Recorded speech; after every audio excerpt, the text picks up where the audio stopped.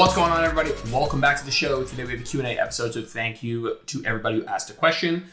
I'm going to do about 20 to 30 minutes. I'm going to try and do these at least once a week on top of having a guest episode or doing a solo episode, and keep them on the shorter side and just hit record and let it flow. You know what I mean?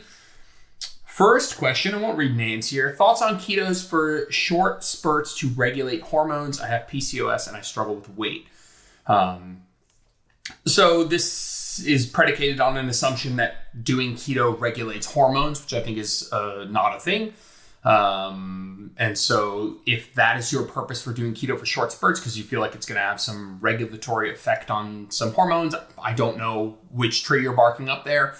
Don't really know what you would be assuming is happening. So it's tough for me to say whether or not that's not true, but I'm trying to grasp at some straws here and think where you might be thinking.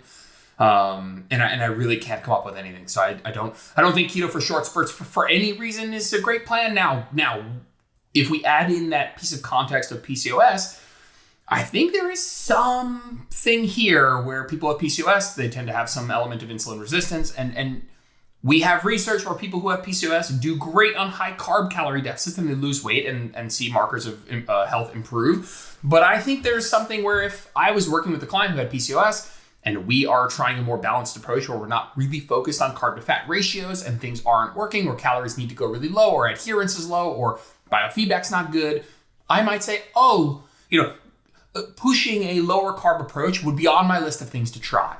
And so if you have PCOS, you're struggling with weight loss, you've tried a lot of things, you've tried a more balanced approach, and it's just not working for you, then I think looking at, hey, could I pay attention to my carbohydrate intake and maybe lower that? Is that something I could do? I think that that's totally valid. I don't think that it would have much to do with the regulation of hormones and more to do with just an underlying low level of insulin resistance that people who have PCOS sometimes / tend to have. So less about regulating hormones, more about, hey, people have PCOS. If you've tried quote unquote, tried everything and it's not working, I think looking at maybe reducing carbohydrate intake is something I would be on the list of things to try for sure. Next question. I've heard that too much cardio makes you gain / hold on to weight. Is that true? That's not true. That's not true. I'm trying to guess if somebody's saying this, what they really mean is one of two things. There's this cortisol fear mongering that I've been seeing of you do too much cardio and you have this chronic high level cortisol, that won't even lead to weight gain, frankly. That might lead to some fat redistribution, but not weight gain. There's no such thing as I'm doing so much cardio that I'm gaining weight, or I'm doing so much cardio now I'm struggling to lose weight. From a physiological perspective, there's nothing here at all. Nobody is ever gaining / holding onto weight because they're doing too much cardio. There is something to that cortisol side of things, but it doesn't really have to do with weight loss. It has to do with just biofeedback and how you feel on the day-to-day. It's possible you're doing so much cardio that you're always under a lot of stress and that you don't feel good or you don't sleep well. And that's not going to stop you from losing weight. It's not going to cause you to gain weight, but it might make you not feel very good. And that's not even a cardio thing. That's you systemically overreaching, which just is a term for doing more than you can recover from on a regular basis. And that could be lifting, that could be running, that could be CrossFit, that could be just any stressors on the body. It could be Orange Theory, it could be any sort of exercise that you're doing. And the second thing is, I'm reaching here and I'm trying to make something out of nothing here because I think that this question just is not true.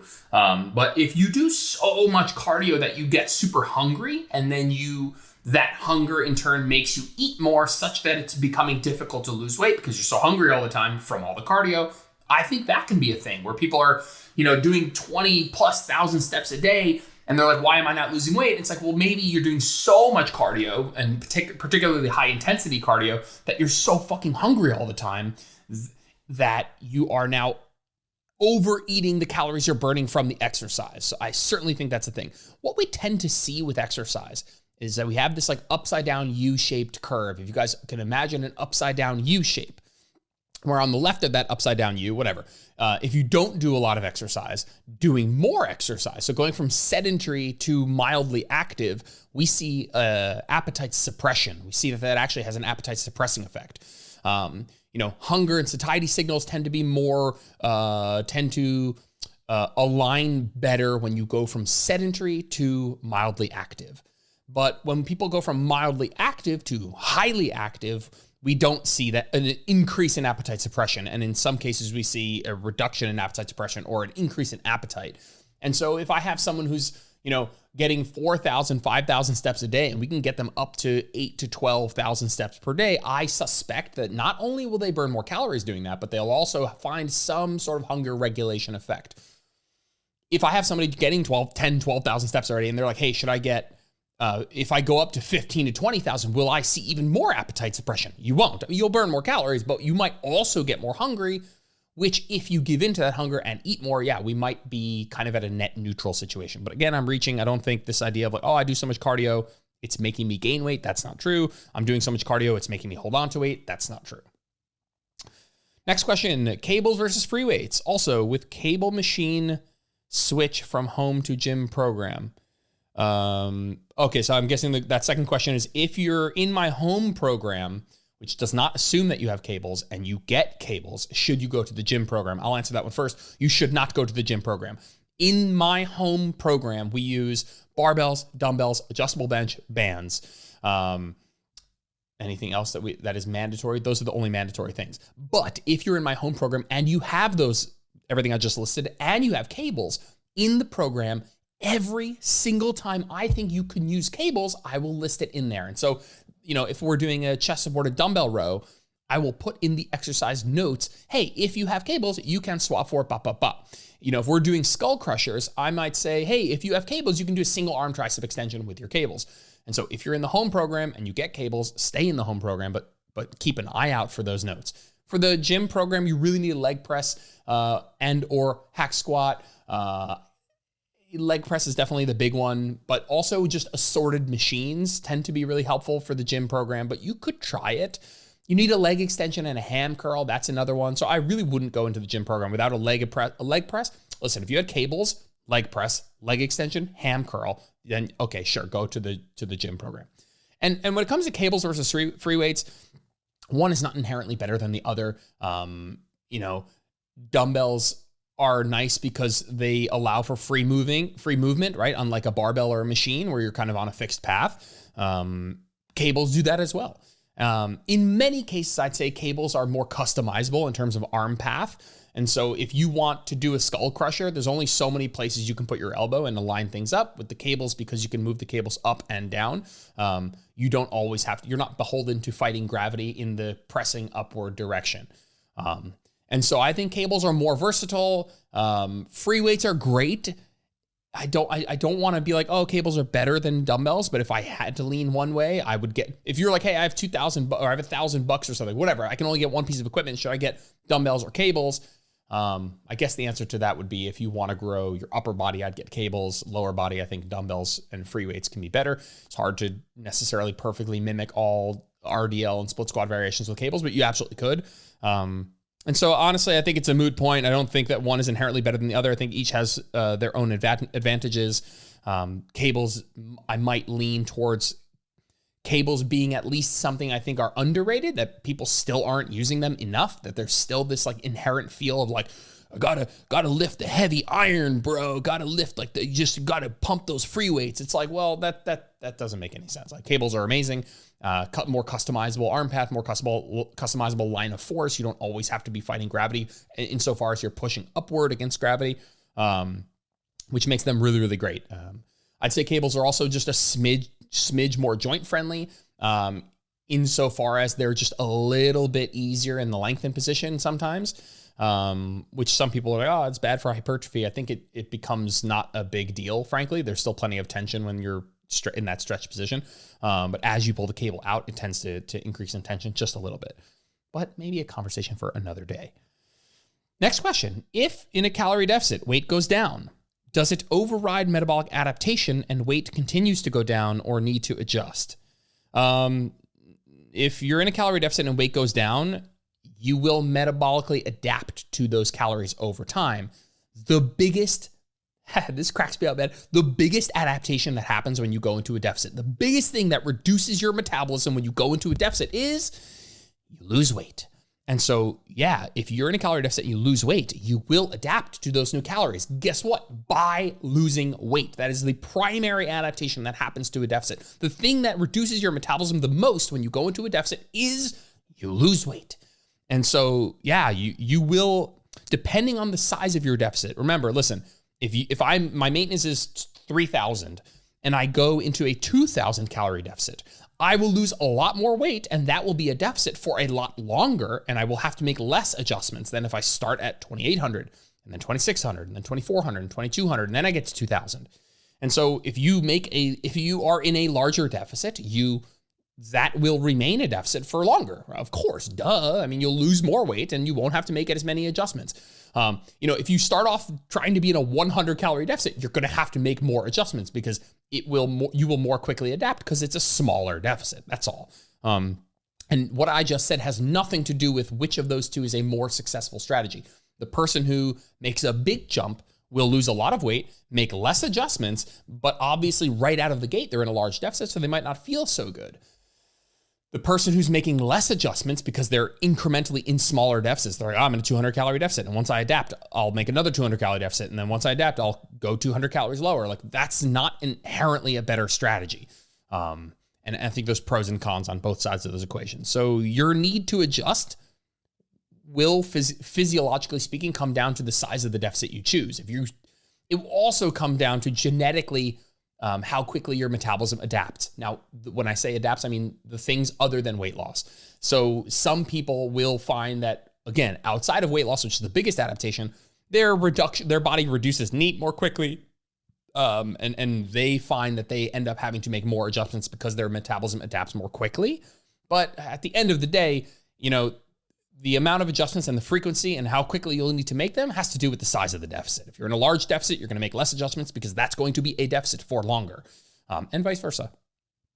Cool. Is bioengineered food really safe to consume? That's a great question. I would want to tackle this more on a food item by food item basis. And I will say it, I would not be able to give you a super thorough discussion of multiple actual food items. I'm leaning towards yes, but I also don't think we're ready to make it. We're ready to introduce this on a large scale into the food system. And I think whether or not that's the best play in terms of environmentally, the best play is a question that is both fascinating and a smidge out of my scope, but definitely something that's interesting. It's like, is this the answer to our environmental issue from a farming perspective? Yeah, I'm not so sure. Some people would say yes. It's not an area that I feel comfortable enough to speak on in depth. Next question. When it comes to your program, I'm looking for 4 days a week, less than 45 minutes, but because I'm slow, for me, that is more like 60 minutes, like 4 exercises. Is this a good fit? Absolutely, yes. Oh my God, yes. We do right now 4 or 5 exercises per day, and 60 minutes is the sweet spot. That's where we're headed. I mean, if you do the program mathematically as I have it written out with the exact rest periods, it's under 60 minutes. For some people who like to rest a little bit longer, who dilly-dally, and I mean that in an endearing way, like they just talk to their friends or they spend a little bit more time at the gym, it could be up to 75 minutes. If you're really, really strong and you happen to be loading up more plates and you need a little bit more from a warm-up perspective, you do, 4 or 5 warm-ups for your RDL because you're doing 300 pounds, or you're doing 1 or 2 warm-ups for your RDL because you're doing 75 pounds. For stronger people, I bet that just based on the fact that you have to load up more plates and potentially do more warm-ups, it might take a smidge longer, but dude, we're right on that 60-minute sweet spot. Absolutely sounds like a great fit. Next question. If you do the exact same program, sets, weight, reps, executed in 4 days versus 5 days, is there any difference? So there could be a difference. There could be a difference if you take your 5-day program and let's say there's 7 exercises per day, right? Let's say. And that's 35 exercises per week. Let's say on average, there's 3 sets per exercise. It's 105 working sets per week, let's say. And for you, that works, right? I think that's a fuck ton, but whatever. You're doing 5 days a week. 7 exercises, 35 exercises, 3 sets each, 105 sets per week.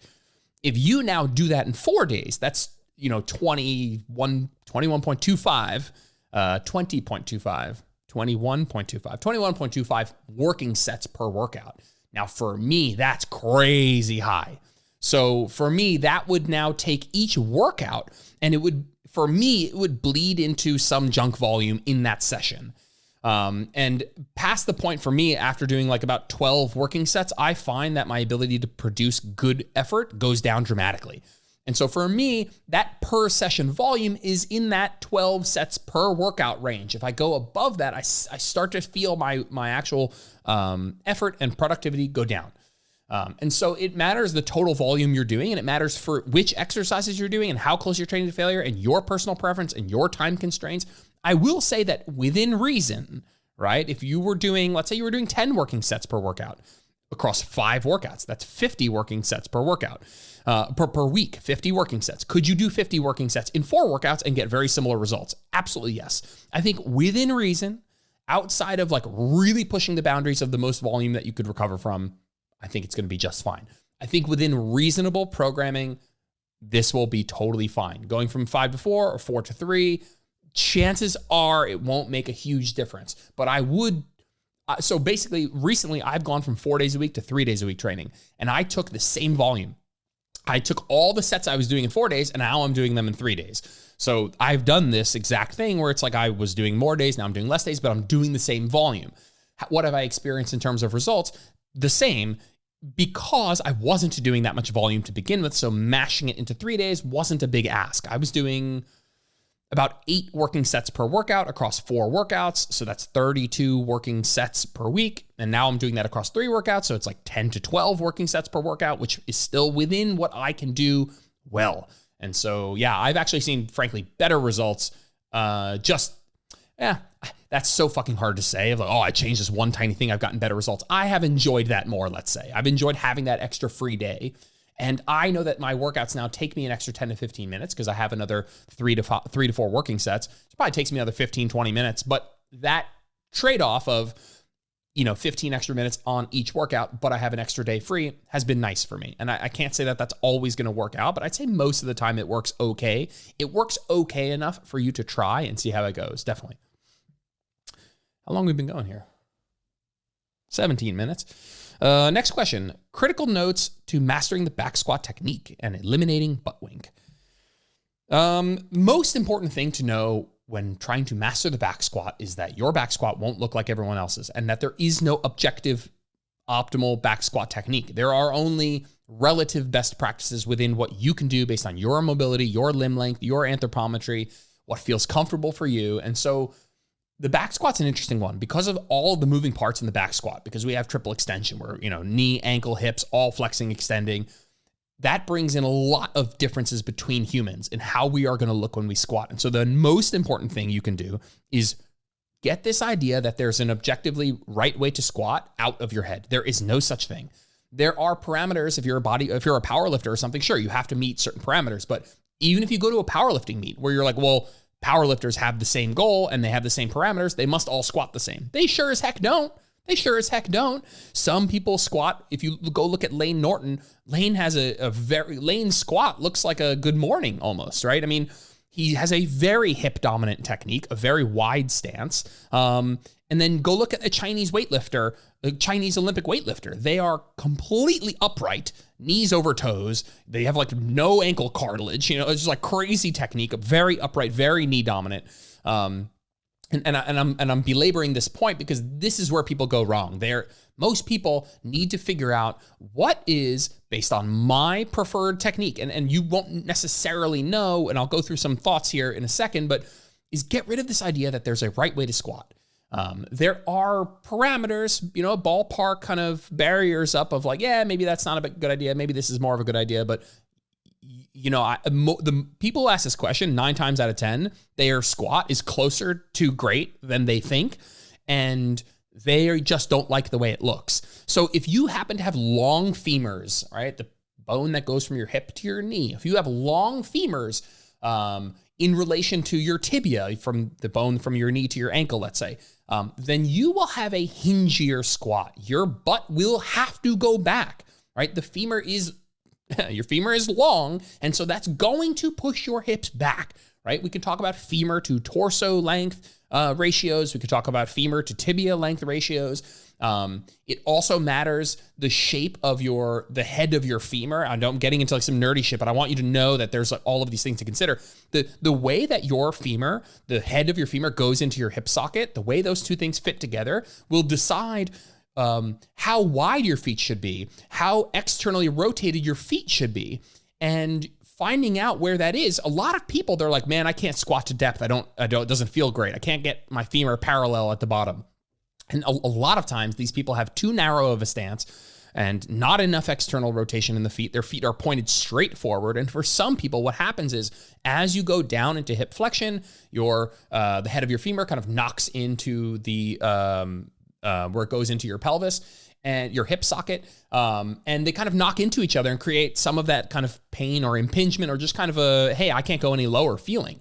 But all of a sudden you take this person, you widen up their stance a little bit, you externally rotate their feet, and what's happened is, whatever, I know a lot about this from what I do, but also from my wife who has had bilateral labral tear surgery on her hips. So a lot of learning about head of femur, hip socket, all this stuff, kind of looking at different amounts of bone growth on the head of the femur.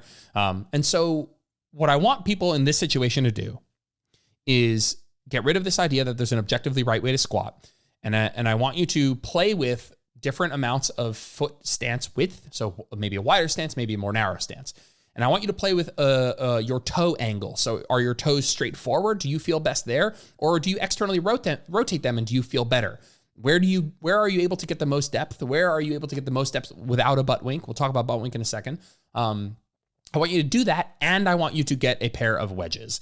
Most people are like, obsessed with working on ankle mobility. Fuck that. You don't need to train to have crazy ankle mobility. Just get a pair of wedges. Stand on a pair of wedges, get a pair of squat shoes that have a heel elevation, and bam, all of a sudden your squat is better. What we want to do is we want to find that stance width and toe angle or foot angle that is right for you. We want to get you on a pair of wedges, and I bet you your squat is a million times better. If you do that with an open mind, thinking about what feels best for you, I guarantee you your squat improves. Now, the butt wink is something that we can do something about. Normally, finding the technique that I just spent the last 10 minutes talking about that's right for you will improve and lessen the likelihood that you have a butt wink. But there is an element of you've run out of hip flexion, and now you are going to flex at the spine to compensate to go lower.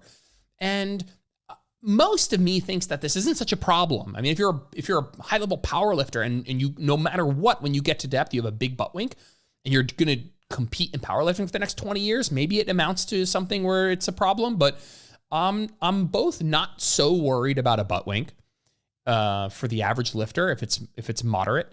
But I'm also thinking that a lot of people, once they find this really comfortable stance, like you just stop before that happens. Like, it goes back to this obsession with there has to be some objectively right way to squat. Is that there's like an objective depth you must hit. Unless you're a power lifter, that's not true. You should find the stance width and toe angle and technique in terms of hip dominant, quad dominant, bar placement. You should find all of that is right for you, that allows you to get as deep as you can prior to butt lifting with the most comfort in your joints and lets you work hard. And you should do that without worrying so much about, oh, I have a little butt wink. If you have a little butt wink, either work on your technique and that might clean that up, or stop before that happens. Unless you're a power lifter, there's no objective depth that you need to hit. Next question. How do you manage a non-compliant client when you've tried just about everything? There's the classic answer of like, you aren't going to be able to help everyone. And at some point, this isn't a good fit. This person's clearly not ready to actually do the things that they probably said that they were ready to do. But I was having this conversation with I was going to say a client. I don't like saying that. A coach who's in our mentorship yesterday. And we were talking about this sort of scenario, not exactly the same scenario. But I think my go-to in terms of communicative style is honesty. I know that sounds cliche, but if I have a client, and I'm thinking of one who's, upon generating the plan, let's say in the first couple calls, we come up with the plan. Hey, we're going to do this. We're going to track calories, protein. We're going to take averages. We're not going to stress when we go out. We're going to not track on those, whatever the strategy is. And then a month goes by and we're not doing what we said we would do. There's for me, a combination of, I just want to be honest with that person. I want to say, hey, let's be real. Let's not mess around here. You're not doing what we set out to do. So that's a fault in two ways. That's either we asked too much of you and we need to lower the bar. And so I'll come at this with curiosity of like, hey, like, what's stopping you from doing what we set out to do? Is it because we set a goal that you were, in hindsight was probably a bit ambitious, that maybe like given your lifestyle, it wasn't realistic for us to track everything on a food scale, for example? Or, are there things coming up that we need to strategize around better? Do you need skills and education to help do this a little bit better? Are there tips and tricks in terms of tracking and pre-logging, or, not being familiar with how to use a food scale? Like, is it a you thing in terms of like, we need to help you have the tools and skills to accomplish this? Or is this a goals are too ambitious? Did we set the bar too high? And so come at this from curiosity. Say, hey, why aren't we doing the things that we set out to do? I want to hear from you. Why do you think that is? And some people are going to give you I just got to do it. I just got to do it. I just got to suck it up and do it. And it's like, yeah, maybe. But as the coach, I've seen, many times where it's like, I know after this month right now that we've set you up for failure because we've given you too much to do, and you're not either ever going to be ready for this because of your lifestyle, or you're not ready for this yet given where you are. Like, and sometimes I'll let the client play I just got to do it card. And I'm like, okay, you just got to do it. Is there anything I can do to help? Is there any tools I can give you? How about this? Maybe I'll try and spot somewhere where I can make it a bit easier for them. It's like, hey, maybe we run through a mock perfect day of eating, and we don't follow that like some super strict meal plan, but we use it as a guideline, blah, blah, blah. And I'll give them the chance to go through with their feeling of like, well, I just got to do it. It's on me. I got to do it. It's okay. All right, fine. I'll see if I can give you some help, but we'll let the ball go back in your court, how this goes. And after a while, if that works, then fantastic. Then maybe it was a little bit of grit, sort of like discipline, but it often isn't. And the plan often does need iterating and adjusting and maybe going back and meeting somebody where they're at. And so I would keep that in mind. But yeah, at the end of the day, man, you can't help everyone. So there's certainly an element of like, you've done what you can do. And I would always look inward at yourself and say, have I done the best I can do? And if you have done that, then great. I mean, that is literally your job, and that's it. You can only take it so far. Cool. I don't know if this is recording's going to stop the 30-minute mark. It's been a while since I recorded a podcast in 4K. Okay, we'll see. If it does, sorry. Next question. Are deadlifts more back or glutes or both? I'd say deadlifts are more of a lower body exercise, glutes, hams, quads. It's going to be a mix of all three of them, which is the point. I mean, the point of the deadlift is often to lift the most weight, and to lift the most weight, we get into a technique that allows us to use all of the leg muscles in our lower body, bearing the calves very much. And so the deadlift will always be more of a lower body exercise than a back exercise. The back muscles are not going through a big concentric eccentric. The back muscles are working isometrically, which is still like they're going to get a decent stimulus doing that. So it's always going to be more of a lower body than a back exercise. However, that's also the downside of doing deadlifts. Like if you're looking to hypertrophy any of those leg muscles, you probably don't want to work them all at the same time with as heavy a weight as possible, putting as much load through the spine as possible. Doesn't mean they're bad for hypertrophy, just that's the downside compared to things like RDLs or hack squats.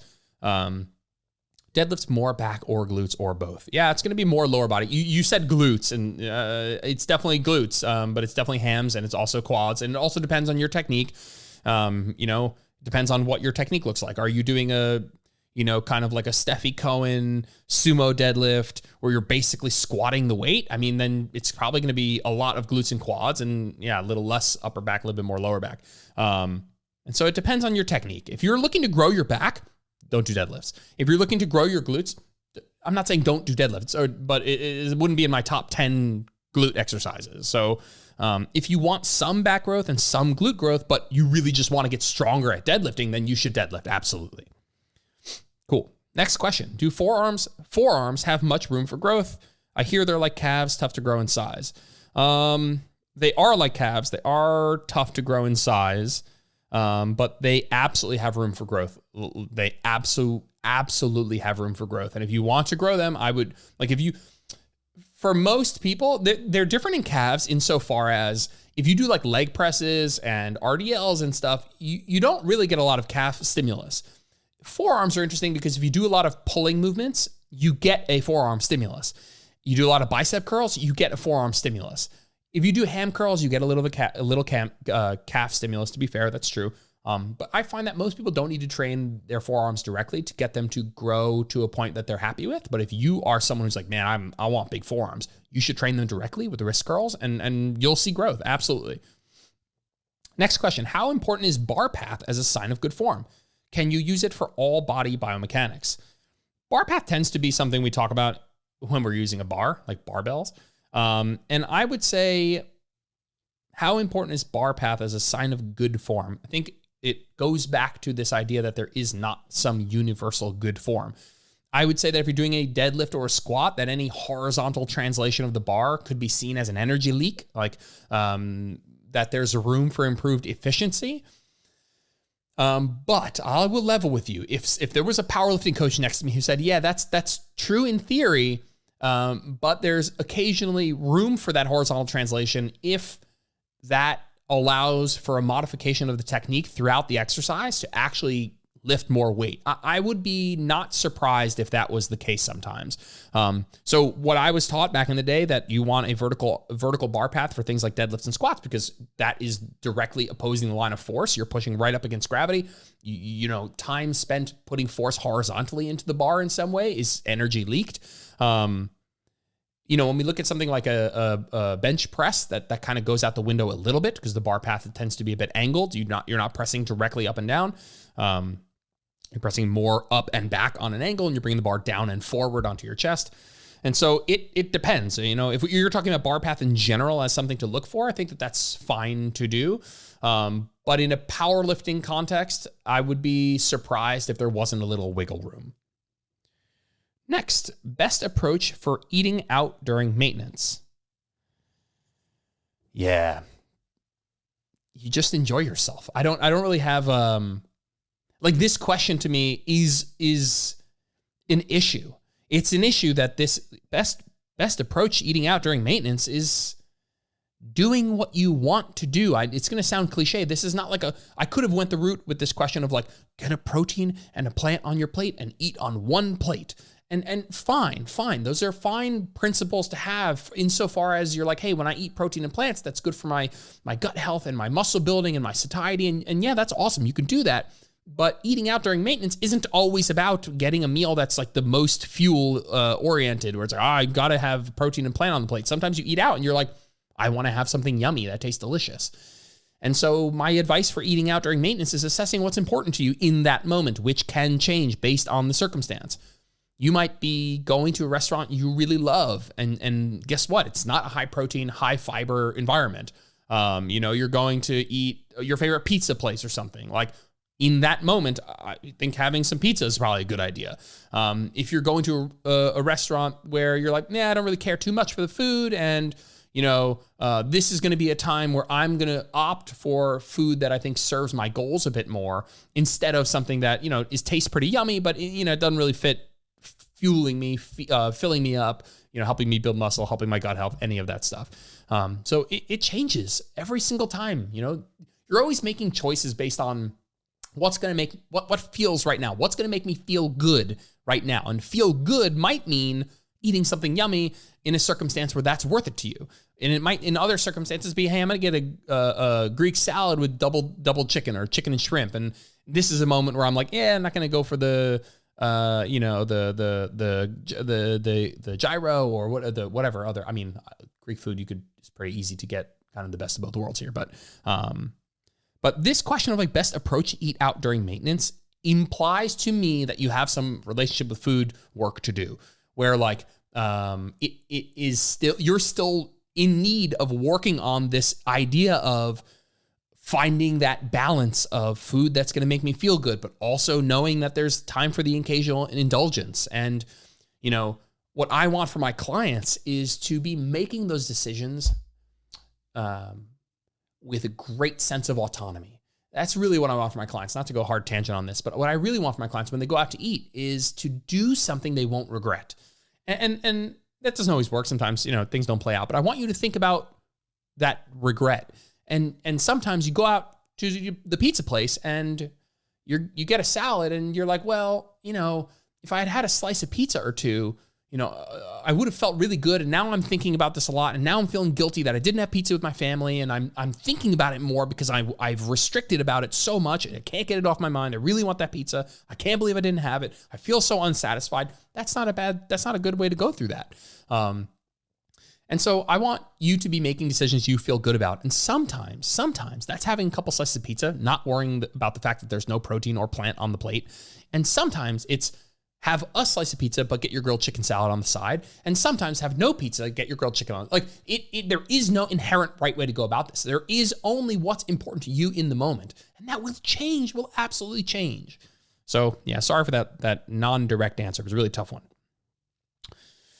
If feeling under-recovered, better to skip the session, do it the next day, or just do what you can. It depends. It depends. What I want you to know is that whichever one of these that you do, in 1, 2, 3, 5, 10 years from now, it'll make no difference. So you can trust your gut in this moment. Me personally, if I didn't sleep well the night before, I might go in with the mentality of doing one hard set of that workout. And say, okay, instead of my 3 sets of RDLs, I'm gonna do 1 set of RDL. And then I'm gonna do 1 set of my split squats, 1 set of my leg extension. I'm gonna make it as hard as I can do today, but that's gonna be my not rounding down to 0 sort of approach. But if you did skip that workout, I promise you, 2 weeks from now, 4 weeks from now, 6 weeks from now, 1 year from now, 2 years from now, 5 years from now, it makes no difference. And so most of this is, we can talk about kind of the circumstances in which you might want to go with one strategy over another, but man, it doesn't matter a lot. It really doesn't. And so I don't want this to carry a high emotional weight. I think that if I were to try and consider all the contexts, I would want someone to either skip the session or do one hard set. Those would be the things I would want them to do. But let's be real. There are going to be, if this hybrid training that I've been doing, training for the half marathon and training for hypertrophy, has taught me anything, it's that you're not always going to feel great all the time. And sometimes just getting started is enough to whether it's adrenaline fueled, get you through the workout. And so I've actually found out that, you're not always going to feel really great every day, but if you get started, sometimes it ends up working out okay.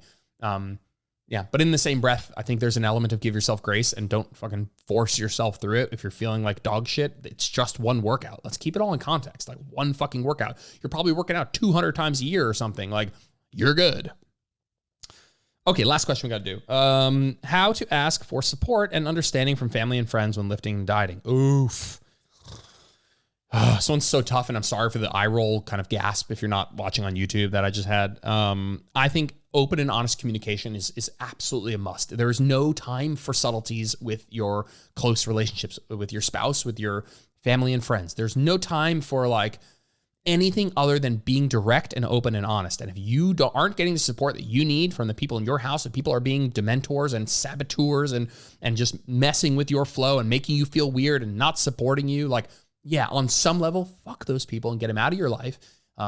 Not always super easy, but in other ways, it's about being open and honest and not letting months of this go by before saying something. Most people will respond to open and honesty with compassion. And so, we're not talking about saying, hey, dude, shut the F up. I that's pissing me off, or okay, maybe, but sitting down with a family member and being like, hey, I'm working on my health right now and it's important to me. And sometimes those comments can be a little bit, they put me in a weird headspace where, it makes me feel, worse about myself or what I'm doing. And it doesn't have a good response. I'd appreciate it if you wouldn't do that. I think if you, so the first thought that comes into my head is like, fuck those people. You don't need them in your life, but that's not fair to assume you can do that in every circumstance. But if you do what I just said, which is like open, honest communication with compassion about what your needs are and how that person is making you feel, and they can't respect that and they can't even really internalize and understand what you're saying and modify their actions, yeah, that to me is not a person I would want in my life, kind of period, full stop. Now, there's an element of that while I was saying that, I was like, yeah, but like, should you let other people's opinions and feelings get in the way of what you want? Yeah, in a perfect world, I think there's some element of like, yeah, like, F you, man, like, I'm going to do me, and I'm not going to let your thoughts and sayings and actions affect what I want. I like that bit of, like ruggedness of like, I'm not going to let anybody stand in the way of what I want, but I will meet halfway and admit that it is tougher when you don't have that support system in and around you, in your inner circle. And I think that there's two sides to that coin. One is doubling down on, hey, this is my life. I want to do this, and I'm not going to let somebody else stand in my way. I love that. There's also an element of trying to help create an environment where less of that is needed, right? Like, there's nothing wrong with having that mentality, but also saying, you know, if people were less of dementors, I wouldn't have to use so much of that mentality. It would be easier. So I don't think there's anything wrong with that as well. All right, cool. All right, guys. Thank you for asking the question. I will see you in the next episode.